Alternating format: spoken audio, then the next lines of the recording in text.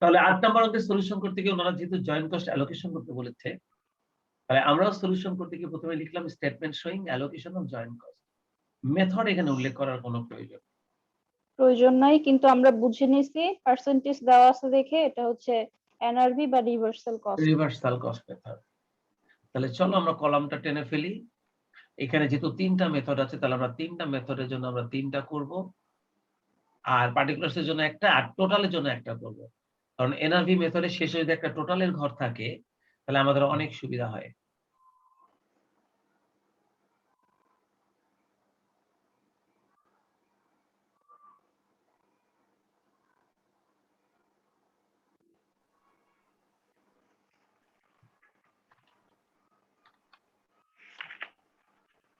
Particulars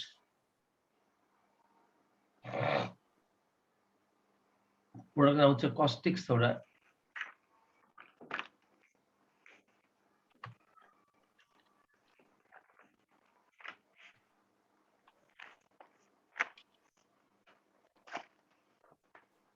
caustic soda, chlorine,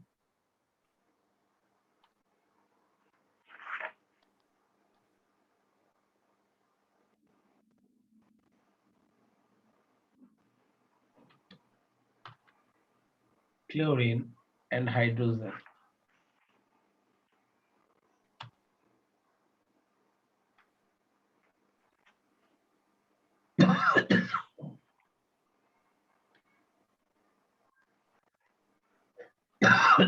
In total.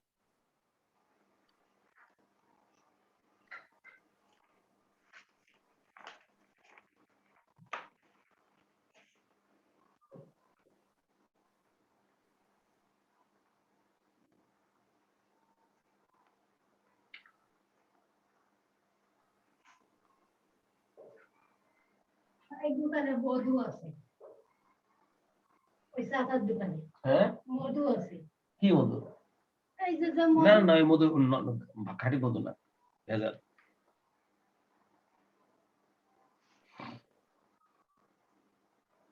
আচ্ছা, প্রথমে আমরা লিখবো সেলস। দেখো আমাদের সেলস রয়েছে কত? 3,75,000,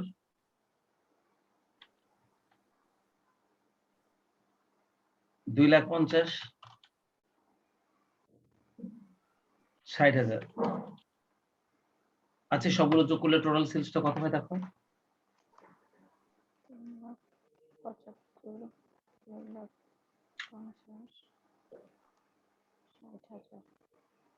6,85,000।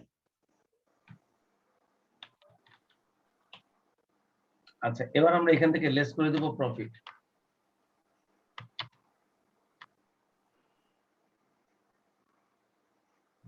দেখো প্রফিটের পার্সেন্টেজ শুধু 15%, 10%, 5% দেওয়া ছিল। 15%, তারপরটা হচ্ছে 10%, আর তারপরটা হচ্ছে 5%। এই যে তিনজনের পার্সেন্টেজটা আমরা এখানে উল্লেখ করে দিলাম। তাহলে কোস্টিক সোডার উপর 15% ধরো, 3,75,000 উপর 15% ধরে দাও, 56,250। 25,000 উপরে 2,50,000 উপরে 10% ধরলে হবে 25,000, আর 60,000 উপরে 5% ধরলে 3,000। দেখো তো সব মিলে টোটালটা কত আসে?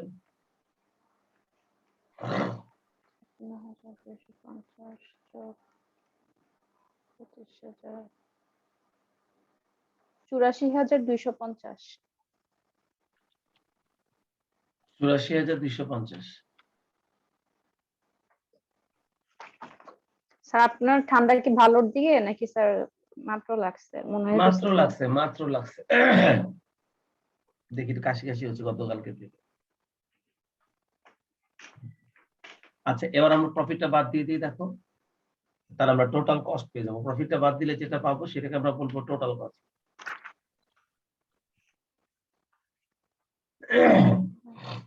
দেখো তো টোটাল কস্টটা কত আসে?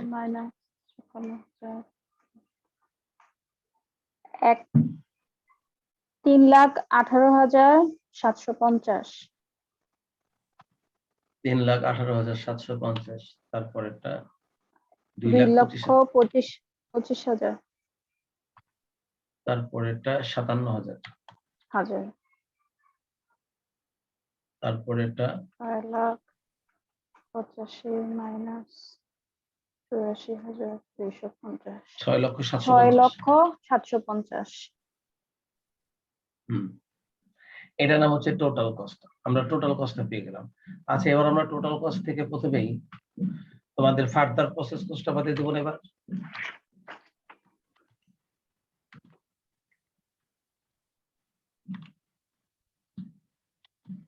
দেখো আমাদের ফার্দার প্রসেস কস্টটা কিন্তু প্রশ্নের মধ্যে দেওয়া ছিল।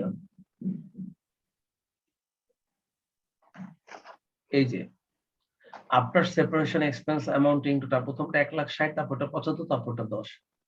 তাহলে প্রথমটা 1,60,000, তারপরটা 75, তারপরটা 10,000। আর এই তিনটা মিলায় মোট অ্যামাউন্টটা কত হয়?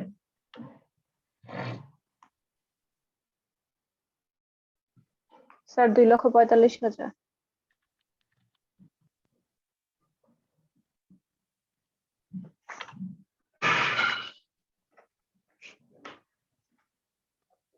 আচ্ছা, এবার যদি ফার্দার প্রসেস কস্টটা বাদ দিই তাহলে প্রথমটা কত আসে?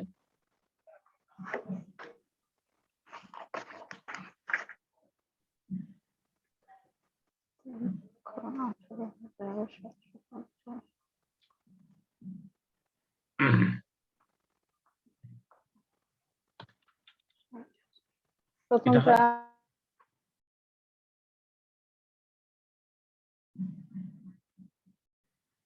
এটা হয় নাকি?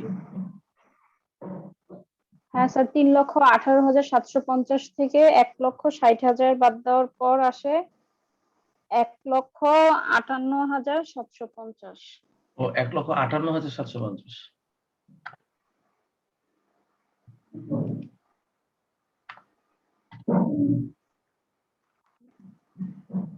আচ্ছা, এবার এটা বাদ দিলে কত হয়? 1,50,000। এটা 47,000। আর এটা হয় 47,000।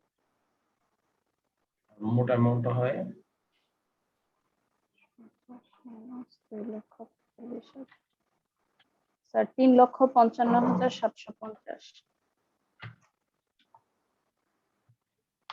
আচ্ছা, আমরা ফার্দার প্রসেস কস্টও কিন্তু বাদ দিয়ে দিয়েছি।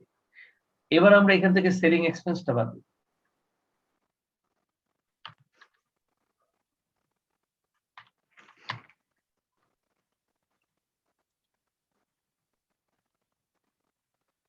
আর সেলিং এক্সপেন্সের ব্যাপারে ওরা একটা কথা বলেছিল, সেটা নাকি সেলস এর উপরে 5%, দেখছো যে বলে দিয়েছে যার যার সেলস এর উপরে 5%, আর এটা ছাড়া আর কিন্তু কোনো খরচ নেই। তাহলে এটা বাদ দেওয়ার পরে আমরা হয় জয়েন্ট কস্ট পেয়ে যাব, অথবা basis of allocation of joint cost. আমি তোমাদেরকে বলেছিলাম যে যদি এটা বাদ দেওয়ার পর আমাদের মোট অ্যামাউন্টটা জয়েন্ট কস্টের সমান সমান হয়ে যায় তাহলে আমরা এটাকে জয়েন্ট কস্ট বলবো, আর যদি মোট অ্যামাউন্ট জয়েন্ট কস্টের সমান না হয় তাহলে আমরা এটাকে basis of allocation of joint cost বলবো। অর্থাৎ এটার ভিত্তিতেই আমাদেরকে জয়েন্ট কস্টটা ভাগ করতে হবে, বুঝছো? বলছিলাম না? জি স্যার। তাহলে সেলিং এক্সপেন্সটা ছিল সেলস এর 5%,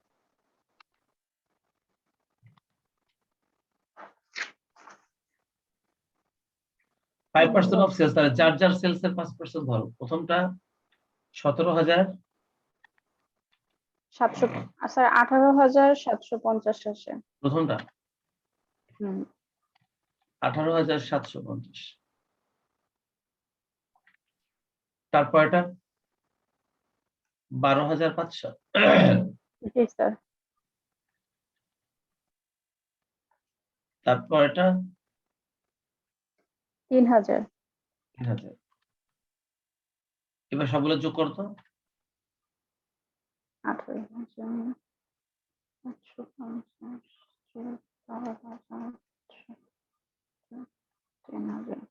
34,250। এবার আমরা দেখবো যে এখানে আমাদের বেসিস অফ অ্যালোকেশন লিখতে হবে নাকি জয়েন্ট কস্টটা লিখতে হবে, basis of allocation of joint cost লিখতে হবে নাকি জয়েন্ট কস্ট লিখতে হবে, সেটা আমি দেখবো। চলো আমরা এটা বিয়োগ করে দেখি। তাহলে কত হয় প্রথমটা? প্রথমটা হয় ১,৫৮,৭৫০, ১৮,৭৫০, ১,৪০,০০০। পরেরটা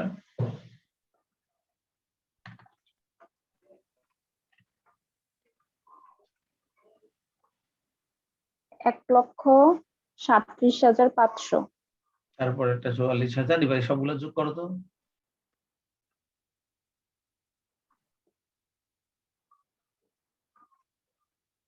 ৪০,০০০ যোগ ১,৩৭,৫০০,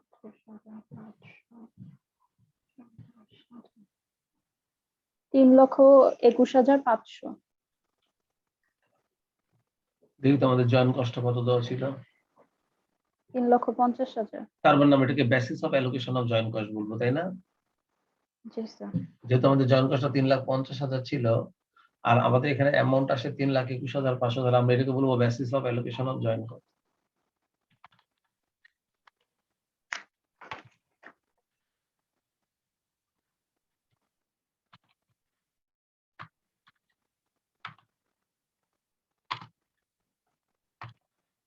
এটা হচ্ছে আমাদের basis of allocation of join cost. আমরা এইটার ভিত্তিতে আমরা জয়েন কস্ট অ্যালোকেশন করব। তবে আমাদের এই টোটাল অ্যামাউন্টটা বের করার কারণে আমাদের কিন্তু কাজটা অনেক সহজ হয়ে গেছে। এবার আমরা অ্যালোকেশন অফ জয়েন কস্ট এখানে লিখে দিতে পারবো প্রত্যেকটা ঘরে। এবার আমরা লিখবো জয়েন কস্ট। এবার দেখো আমরা প্রত্যেকটা ঘরের জয়েন কস্টটা কিভাবে বের করছি। স্যার আমরা কি টেবিলের ভিতরেই করব? হ্যাঁ, এখানে করে দিই।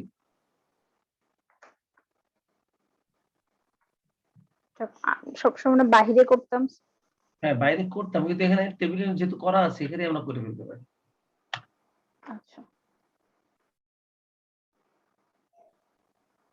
দেখো আমাদের প্রথমটা হচ্ছে ১,৪০,০০০ জি স্যার। ভাগ হচ্ছে ৩,২১,৫০০। ওই যে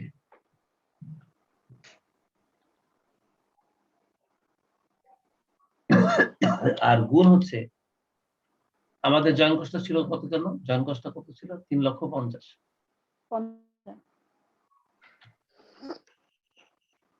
৩,৫০,০০০। এটা কি একটু ছোট করে দিই।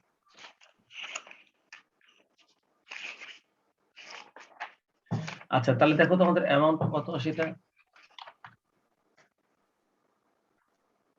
১,৪০,০০০ ভাগ হচ্ছে ৩,২১,৫০০ গুণ হচ্ছে ৩,৫০,০০০। তোমার অ্যামাউন্টটা কত আসে?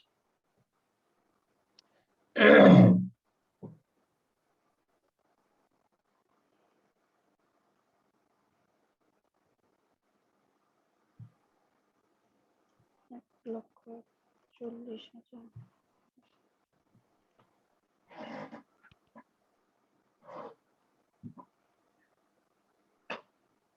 স্যার আসে হচ্ছে ১,৫২,৪০,10,৫৭ আসছে স্যার। ১১।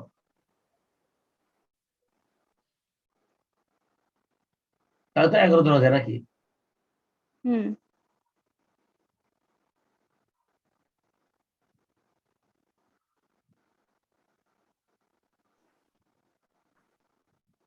পরেরটা ১,৩৭,৫০০ হবে উপরে।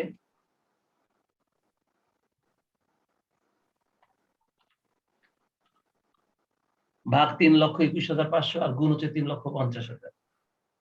দেখো এবার এটার অ্যামাউন্টটা কত আসে।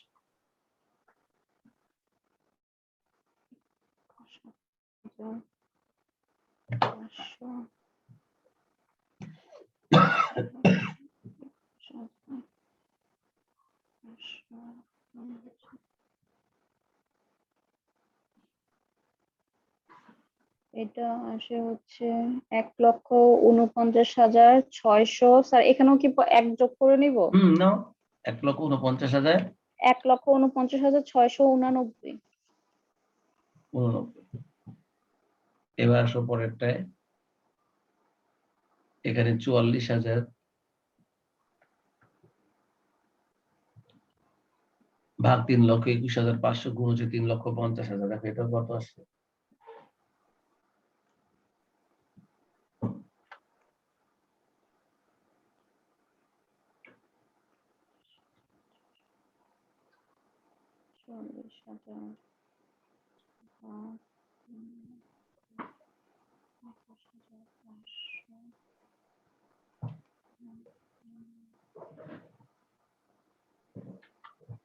এটা হয় 47,900। 47,900। জি স্যার। না, এবার তুমি এই সবগুলোকে যোগ করো, দেখো আমাদের যোগফলটা 3,50,000 হয়েছে কিনা।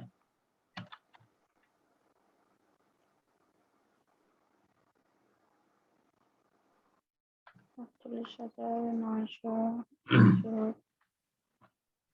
1,49,689, 1,52,500। জি স্যার, 3,50,000 হয়েছে। আমাদের জয়েন্ট কস্ট অ্যালোকেশনের কাজ শেষ। এভাবে কিন্তু আমরা করি। নেট রিভার্সাল কস্ট মেথডটা কিন্তু আমরা এইভাবেই করি, তাই না? জি স্যার।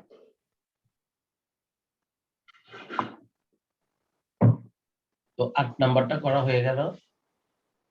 স্যার এটা কি এনআরভি আর নিডস রিভার্সাল কস্ট মেথড দুইটা একই? একই।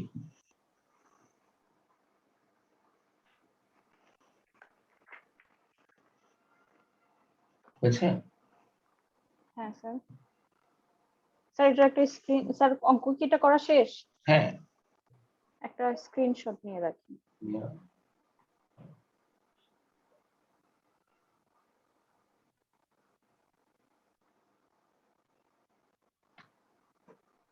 নিয়ে গ্রুপে দিয়ে দেবো।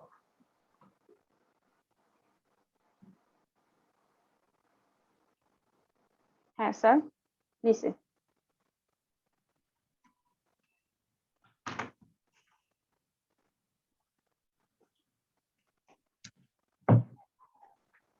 তো আমাদের 8 যদি কমপ্লিট হয়ে গিয়ে থাকে স্নেহা, দেখো তো এরপরে আমাদের এই ইউনিটের এটা কত নাম্বার ইউনিট?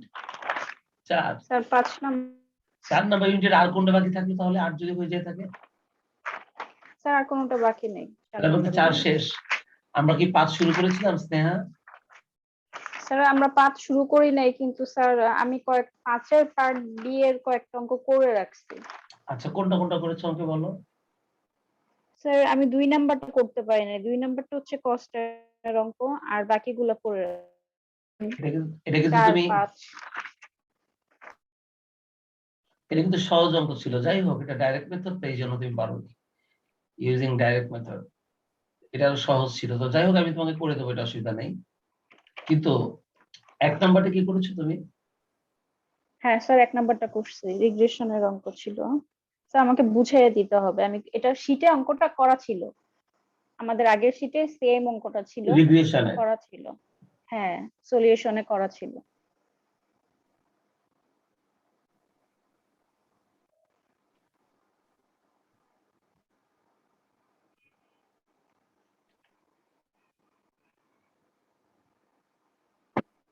আচ্ছা, তো তুমি ওটা কি তুমি মানে তোমার খাতায় করা আছে?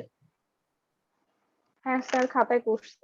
আচ্ছা, আমি তোমার করাটা বুঝাবো, আগে প্রশ্নটা একটু বুঝাই দিয়ে নিই। চলো প্রশ্নটা আগে একটু করি। আচ্ছা স্যার। তোমার করা অঙ্কটা আমি তোমাকে বুঝাই দিব, কিন্তু আগে আমার প্রশ্নটা একটু বুঝে নিই। চলো।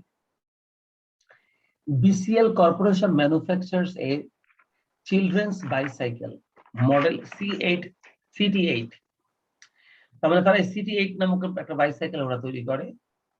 BCL currently manufactures the bicycle frame। বর্তমানে তারা এই বাইসাইকেল ফ্রেমটা নিজেরাই বানায়।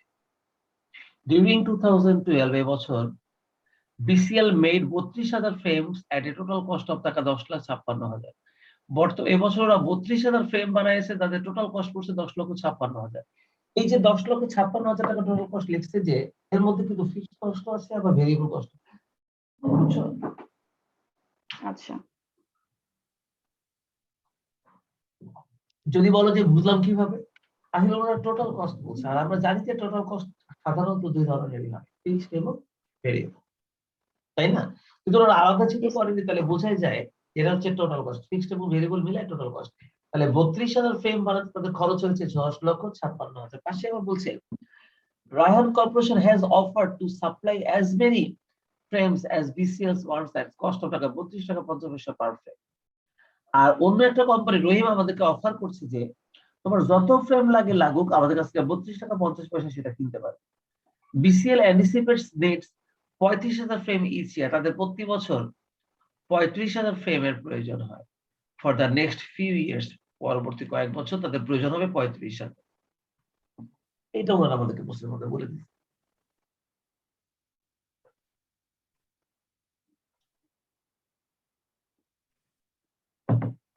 যাই হোক, অনেকটা ডিসিশন মেকিং এর অঙ্কের মতন অঙ্ক হয়ে গেল। ওনারা আবার এই এতটুকু ইনফরমেশন দেওয়ার পর ওনারা প্রশ্নের মধ্যে বুঝে প্রথমে what is the average cost of manufactures bicycle in 2012। এই 2012 তে তাদের average cost of manufacturing bicycle, এই বাইসাইকেলটা বানাতে তাদের গড় খরচের পরিমাণটা কত, how does it compare to Raihan's offer, আর রায়হানের অফারের সঙ্গে আমরা এটাকে কিভাবে কম্পেয়ার করব। মানে এখানে ওরা এভারেজ খরচের কথা যেহেতু বলছে, তুমি বলো তো স্নেহা, মোট 10,56,000 টাকা আমাদের খরচের কথা বলছে না ওনারা? জি স্যার। আচ্ছা, এই খরচটা না 32,000 ফ্রেম বানাতে, জি স্যার। তাহলে এভারেজ খরচটা কত? তুমি 10,56,000 কে 32,000 দিয়ে ভাগ করো।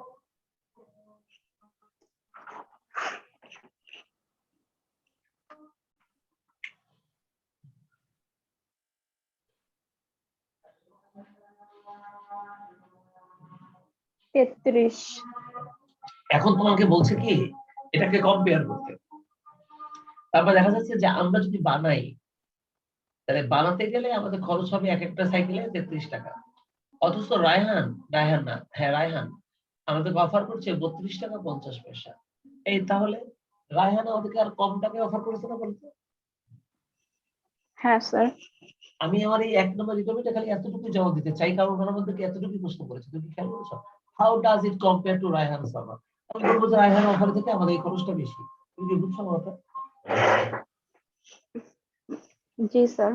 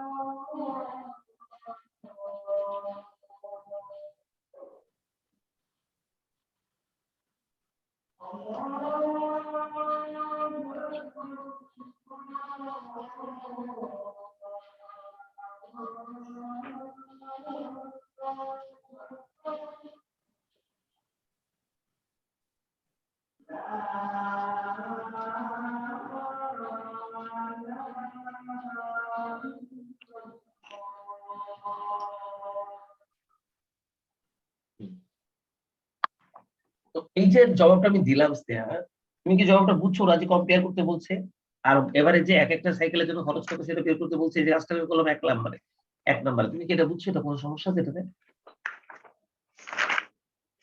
তোমার খাতাটা শুরু দাও আমাকে।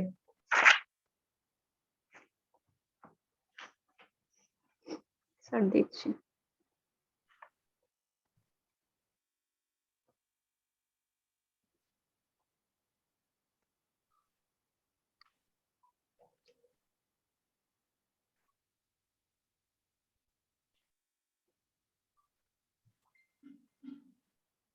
স্যার দিচ্ছি।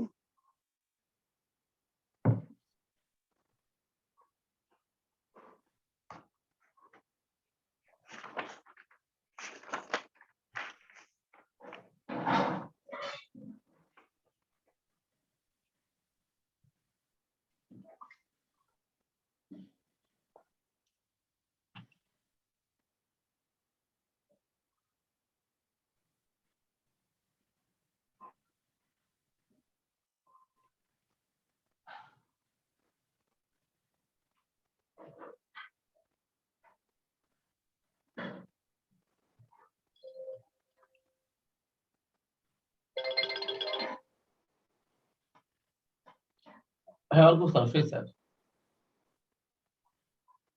হ্যাঁ হ্যাঁ ওটা করতে পারছিলাম। আমি আজকে নিয়ে গেছিলাম কিন্তু আমি ভুলে গেছি আপনাকে দিতে। ঠিক আছে ঠিক আছে।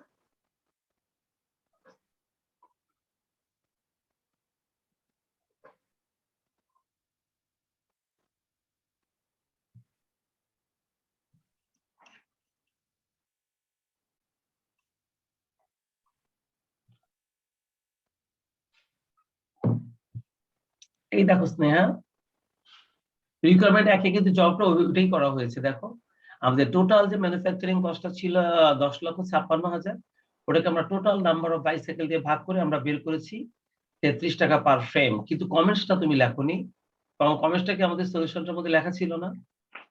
না স্যার, লেখা ছিল না। তাহলে চলো তুমি লিখে নাও।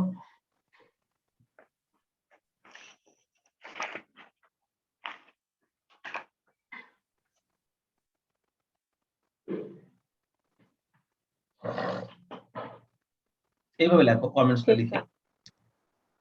জি sir. The average cost of manufacturing a bicycle is The average cost the average cost of manufacturing a bicycle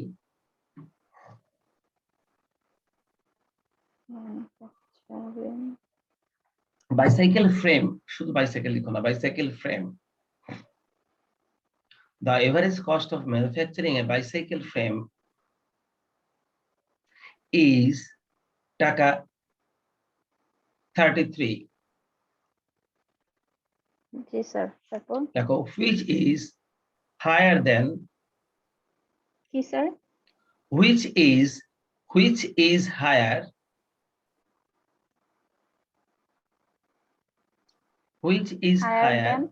than the price of Raihan's offer.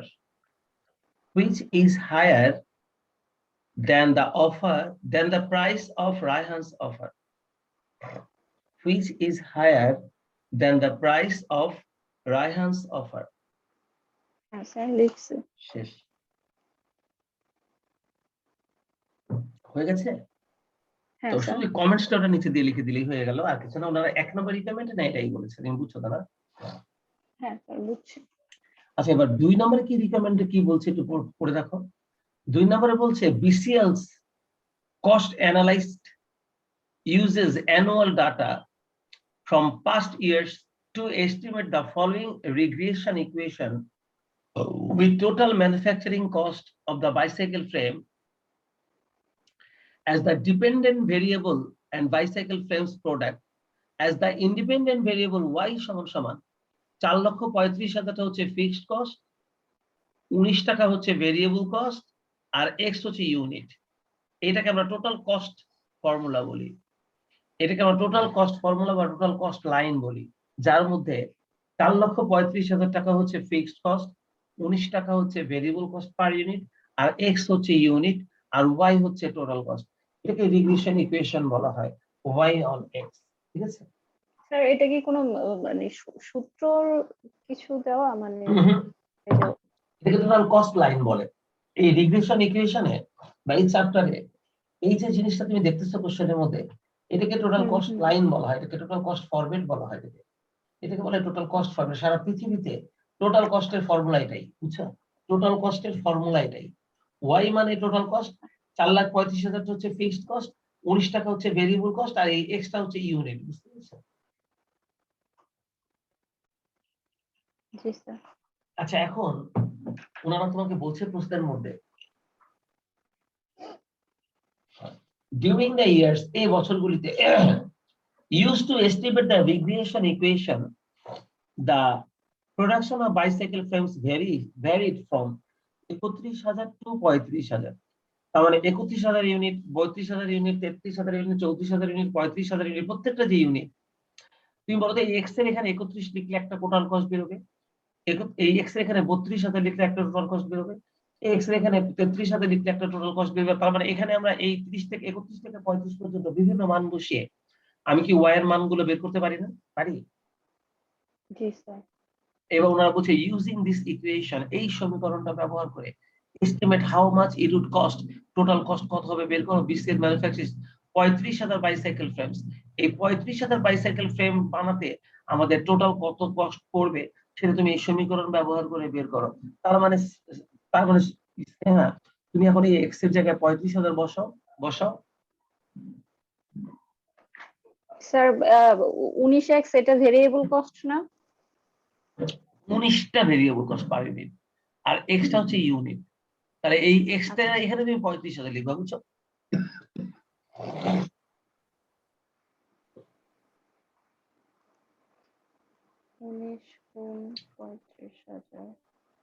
Sir 6,65,000 plus 4,35,000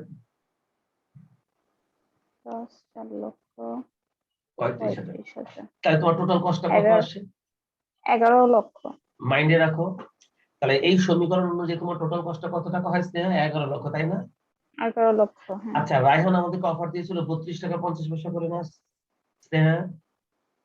G sir. তুমি এখন ওই 35,000 এর সঙ্গে 32 টাকা 50 পয়সা গুণ করো। স্যার 35,000 গুণ 32 টাকা 50 পয়সা। —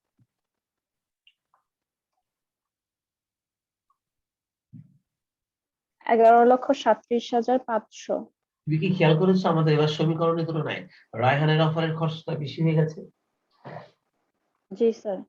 আমরা সমীকরণ ফলো করলে আমাদের খরচ হয় 11 লাখ, আর যদি আমরা রায়হানের অফারটা ফলো করি এবার এই ক্ষেত্রে 35,000 এর ক্ষেত্রে, তাহলে কিন্তু রায়হানের খরচটা বেশি হয়ে গেছে, তাই না? জি স্যার। দেখ, ওনারা শেষ অংশে আবার এই প্রশ্নটা করেছে, how much more or less costly is it to manufacture the frames rather than to acquire them from Raihan. রায়হানের কাছ থেকে যদি আমরা মালটা কিনতে যাই তাহলে সেটা বানানোর থেকে খরচটা বেশি হবে না কম হবে, সেটা তুমি আমাকে বল। তাহলে কি আমরা একটু আগে হিসাব করে দেখলাম না যে বানালে খরচ হয় 11 লাখ, রায়হানের কাছ থেকে কিনলে হয় 11,37,500 না কত টাকা বললাম? 11,37,500। তুমি কি আমার এই কথাগুলো বুঝতে পেরেছো? আমি যে 2 নম্বর রিকোয়ারমেন্টের কথাটা বললাম, এটা হচ্ছে আমাদের কস্ট ফর্মুলা। এখন আমি দেখে নিই তুমি তোমার খাতা কি করেছো। রিকোয়ারমেন্ট 2 দেখো, এক্সপেক্টেড কস্ট টু মেক। দেখো ওই যে 35,000 বাইসাইকেল ফ্রেমস এর জন্য ওই দেখো তুমি সমীকরণের মধ্যে মানটা বসিয়েছো, বসা ওই দেখো তুমি 11 লাখ বাইর করছো, দেখছো? হ্যাঁ স্যার, যে লাস্টের মানটা স্যার ওই যে 35,000 31,000 ওইটাই ওনারা, হ্যাঁ ওইটাই ওনারা প্রশ্ন করেছিল। মানে 31,000 থেকে 35,000 পর্যন্ত লেভেলে ওনারা টোটাল কস্ট বের করে, কিন্তু তোমাকে প্রশ্ন করেছে শুধু 35,000 এর জন্য বের করতে, বুঝতে পেরেছিস না? জি স্যার। হ্যাঁ স্যার। সাথে সাথে আমরা আবার purchasing bicycle from Raihan will, ওই দেখো 32.5 ইন্টু 35,000 তাহলে আসলে 11,37,500, এটা তো তুমি বের করছো তাহলে, তাই না? জি স্যার। এবার ওই যে কমেন্টসটা লিখে দেওয়া হয়েছে, hence it will cost BCL টাকা এত মাইনাস এত সমান এত মোর। তার মানে আমরা যদি রায়হানের কাছ থেকে কিনি তাহলে আমাদের 37,500 টাকা বেশি খরচ হবে two purchase the frames from Raihan rather than manufacture them in house. তার মানে আমরা আমাদের ঘরে যদি মালগুলো না বানাই, যদি ওর কাছ থেকে কিনতে যাই তাহলে আমাদের অতিরিক্ত 37,500 টাকা বেশি খরচ হয়। ওনারা এই কমেন্টসটা করতে বলেছে, যেখানে সেই কমেন্টসটা লিখে দেওয়া হয়েছে। তুমি কি স্নেহা পুরো অঙ্কের জবাবটা বুঝতে পেরেছো এবার? হ্যাঁ স্যার, এবার বুঝতে পারছি।